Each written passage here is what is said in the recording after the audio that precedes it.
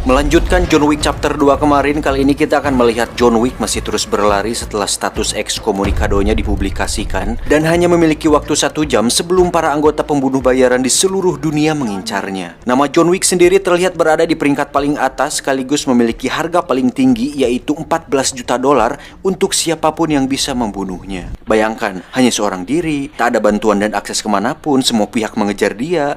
Bukan polisi, pemerintah, atau mafia, tetapi para ahli membunuh dan orang-orang yang sangat kuat, bahkan mengendalikan pemerintahan itu sendiri.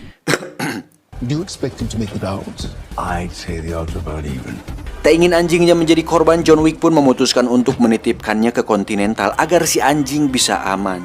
John Wick sendiri dengan cepat pergi ke perpustakaan yang dimana dia menyimpan sesuatu yang sangat penting di sana, yaitu sebuah medali dan kalung salib yang akan membantunya nanti. Tak lama muncullah seorang asasin berbadan tinggi besar di mana dia ingin segera membunuh John Wick meski dia sadar bahwa waktunya belum dimulai, tetapi karena tak ingin melewatkan kesempatan, asasin itu pun langsung menyerang John Wick dan terjadilah perkelahian menarik di mana kita akan melihat kemampuan John Wick yang ternyata tidak hanya bisa membunuh dengan sebatang pensil 2B, tetapi juga bisa membunuh menggunakan sebuah buku. Ingat, sebuah buku loh, sehingga bisa disimpulkan bahwa jangan menilai sebuah sampul dari bukunya.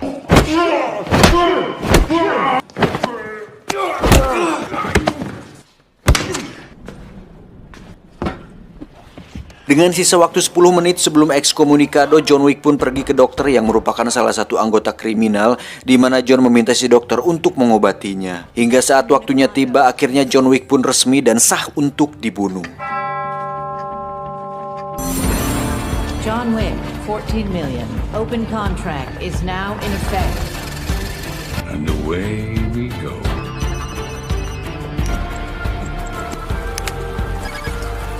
Setelah lukanya dijahit, John pun dengan cepat lari kembali di mana dia menuju ke sebuah museum senjata api yang mana di situ ada beberapa asasin lain yang melihatnya. Dan lagi-lagi kita akan diperlihatkan betapa kuatnya tekad seorang John Wick di mana dia merakit ulang sebuah pistol tua agar bisa digunakan kembali dengan normal. Coba kalau Anda di posisi dia, mungkin sudah panik. Aduh ya ampun, gimana ini? Tidak, aku gak mau modar dulu. Halah, cemen. Contoh dong John Wick masih bisa fokus dalam posisi terjepit. Anda hanya terjepit, hanya enak aja di dalam keadaan terjepit. Siapa anjing?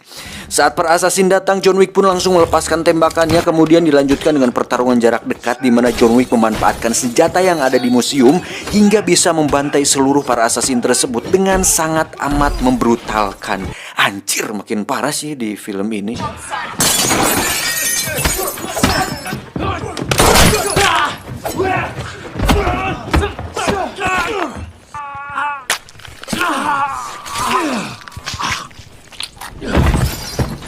Terakhir, John Wick pun melayangkan sebuah kapak tepat di kepala asasin yang masih hidup. Nggak ada obat sih, gila.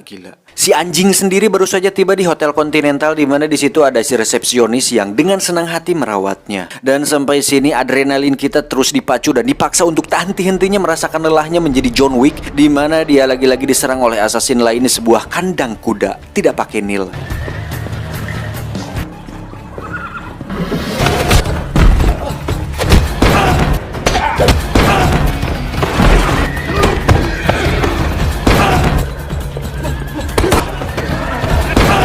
Setelah berhasil mengalahkan mereka, John Wick pun segera kabur dengan menaiki kuda, di mana si John lagi-lagi dikejar oleh dua asasin bermotor yang justru tewas bukan karena laka lantas. Di sisi lain kita akan melihat harga John Wick naik dari 14 juta ke 15 juta dolar yang menandakan bahwa John Wick sangat sulit sekali untuk didapatkan. John Wick pun pergi ke sebuah teater dan menunjukkan sebuah kalung salibnya sebagai tiket masuk, di mana teater itu merupakan tempat John dilatih dulunya. Tujuan John datang ke sana adalah untuk meminta pertolongan kepada seorang wanita bernama tidak disebutkan di dalam film, tetapi kita panggil saja Madam Hayati, di mana si Madam ini mengelola tempat latihan pembunuh dengan berkedok teater, yang mana John Wick adalah salah satu anak didiknya yang sukses berkarir dalam dunia kriminal. Tuh, John Wick saja bisa sukses walaupun dalam dunia hitam. Lah Anda dan saya juga yang hanya lulusan SMA bisa nggak berprestasi? Jangan hanya hidup dari uang orang tua saja, apalagi uang rakyat. Wow. Awalnya si Madam pun keberatan memberikan pertolongan kepada John Wick karena seperti yang kita tahu, jika si Madam membantu John Wick itu sama saja melawan aturan dari High Table yang sanksinya sudah pasti sangat berat. Tetapi karena John alias John Aris sudah dianggap sebagai anaknya sendiri, si Madam pun akhirnya memberikan dia pertolongan untuk bisa pergi ke luar negeri. Sebenarnya bukan karena dianggap anak sendiri sih, tapi ada sebuah kesepakatan bahwa si Madam wajib memberikan pertolongan yang hampir sama seperti aturan segel perjanjian di film John Wick 2 kemarin, di mana kalung salib itu berfungsi sebagai perjanjian bahwa setelah ini hutang si Madam kepada John Wick sudah lunas. Sama seperti sebuah tiket yang dirobek, John Wick pun harus dicap dengan besi panas sebagai tanda bahwa tiketnya sudah hangus dan tidak bisa lagi dipakai. You can never come home again. До свидания.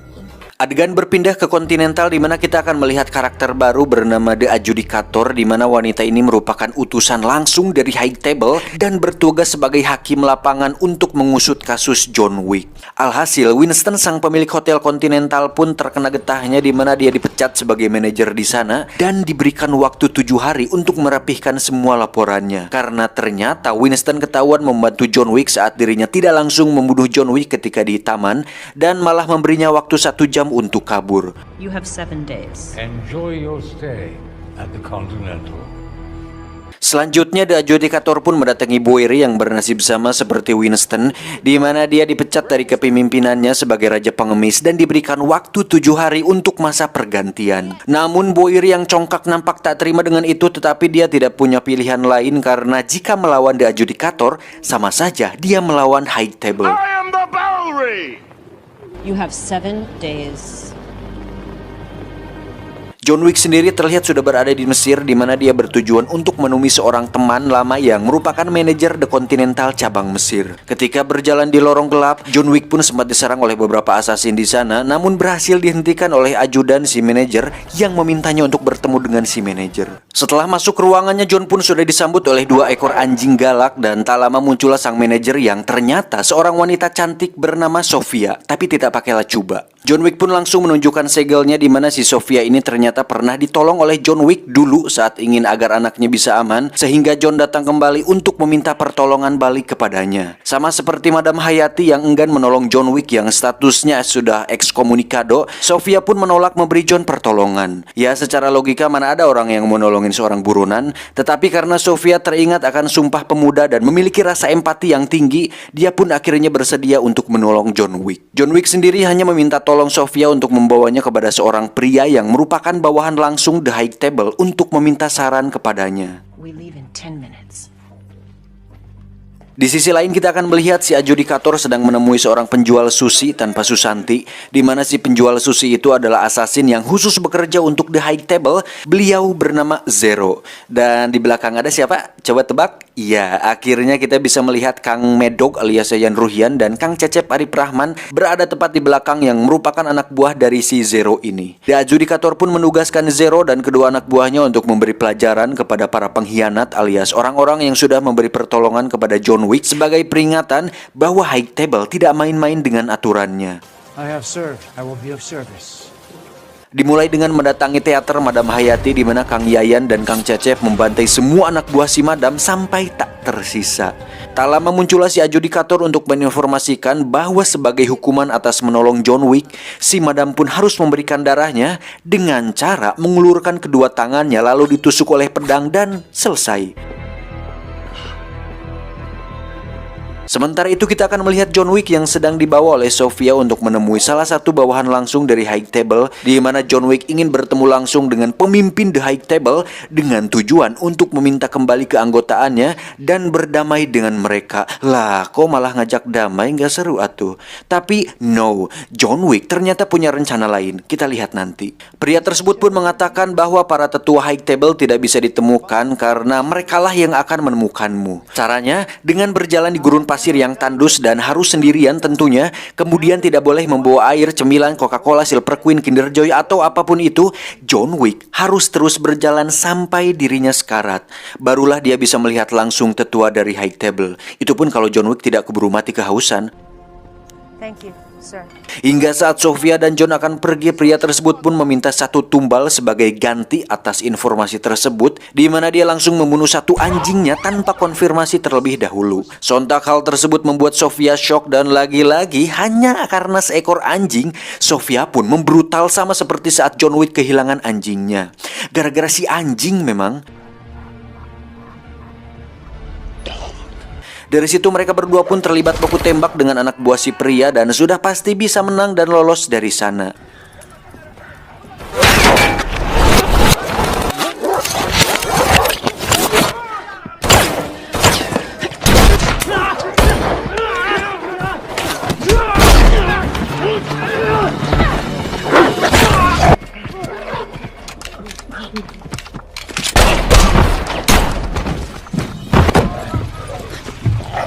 Sesuai dengan yang dikatakan si pria, John Wick pun memutuskan untuk berjalan di gurun pasir yang tandus dan berharap akan bertemu dengan tetua The High Table. Dan sejauh mata memandang, John pun hanya bisa melihat padang gurun pasir hingga akhirnya dia pingsan karena kelelahan. Adegan berpindah ke kerajaan pengemis milik Boiri, di mana Zero dan dua akang saya lagi-lagi membantai pasukan Boiri sesuai perintah dari si adjudikator. Hingga saatnya bertemu, Boiri pun disikat beberapa kali hingga tak sadarkan diri.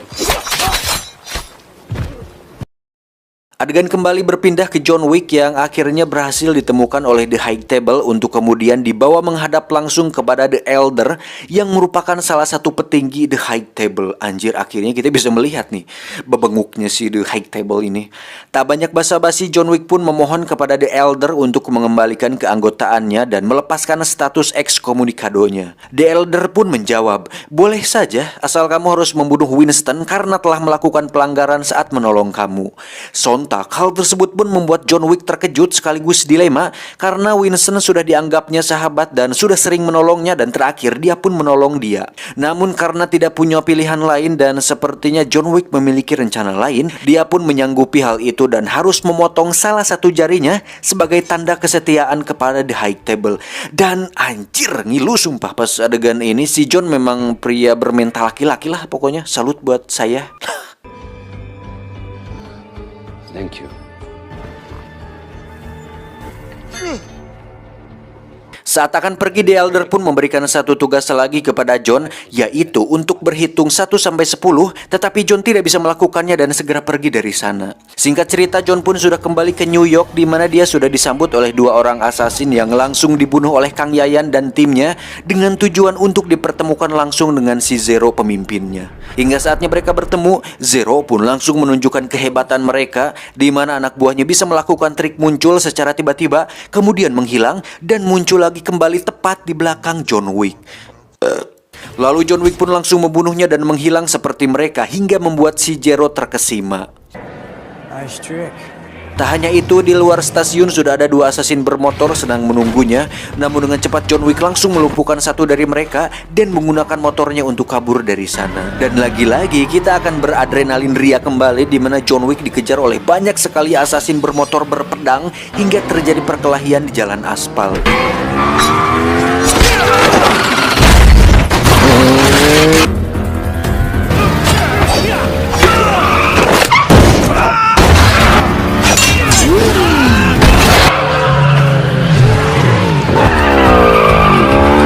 Saat sampai di Continental, Zero pun sedikit lagi bisa membunuh John Wick, tetapi dijegah oleh si resepsionis yang melarangnya membunuh di area tersebut. Untuk itu John Wick pun masuk ke dalam Continental disusul dengan si Zero yang ikut duduk tepat di sampingnya, yang ternyata adalah penggemar berat dari sang legenda.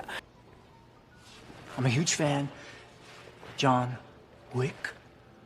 Tak lama muncullah si resepsionis untuk mempersilahkannya menemui Winston. Hingga saatnya mereka bertemu, Winston ternyata sudah mengetahui bahwa High Table mengirim John Wick untuk membunuh dirinya. Dan apakah John Wick akan membunuh Winston untuk kebebasan dirinya sendiri?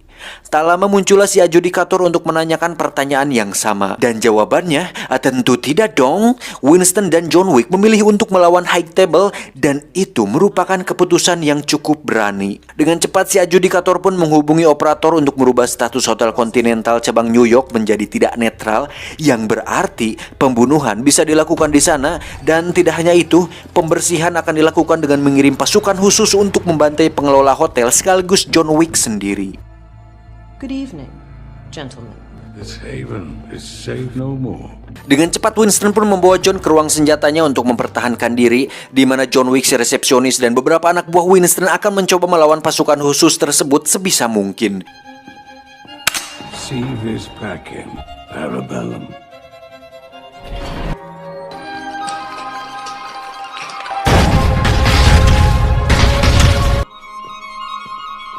Hingga saatnya tiba, ternyata pasukan High Table memakai baju pelindung yang tahan peluru, hingga John Wick dan resepsionis kesulitan membunuh mereka.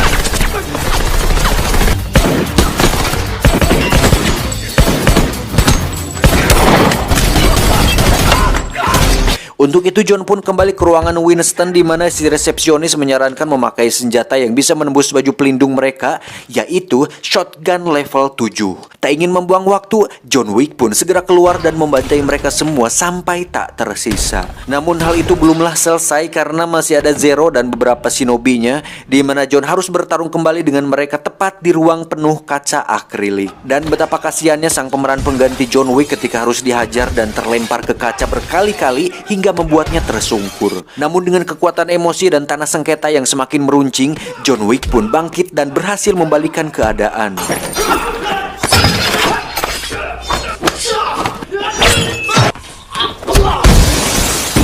Setelah berhasil di lantai 1, John Wick pun naik ke lantai 2, di mana di situ sudah ada Kang Yayan dan Kang Cecep yang siap untuk menghajarnya kembali. Dan here we go, akhirnya akang-akang saya bertarung dengan The John Wick. Dengan senjata tradisional asal Minangkabau yaitu Krambit, Kang Yayan dan Kang Cecep pun melakukan kombinasi serangan yang membuat John Wick tersungkur.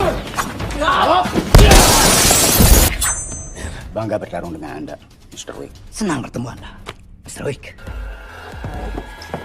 Pada akhirnya John Wick pun bisa mengalahkan mereka berdua, walaupun bukan dengan skill tapi dijatuhkan dari atas. Namun John Wick tidak membunuh mereka berdua dan justru mengatakan, Sampai jumpa.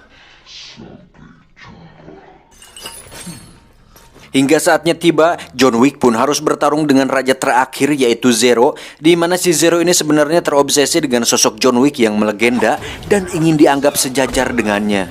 Namun karena John Wick lebih unggul secara pengalaman dan karakter, si Zero pun harus tewas mengenaskan dengan pedang menancap tepat di dadanya. Setelah semua yang terjadi, tak diduga Winston melakukan perundingan dan kesepakatan dengan si adjudikator, di mana ketika Winston mau membunuh John Wick, maka Winston akan kembali mendapatkan kerajaannya sebagai manajer The Continental.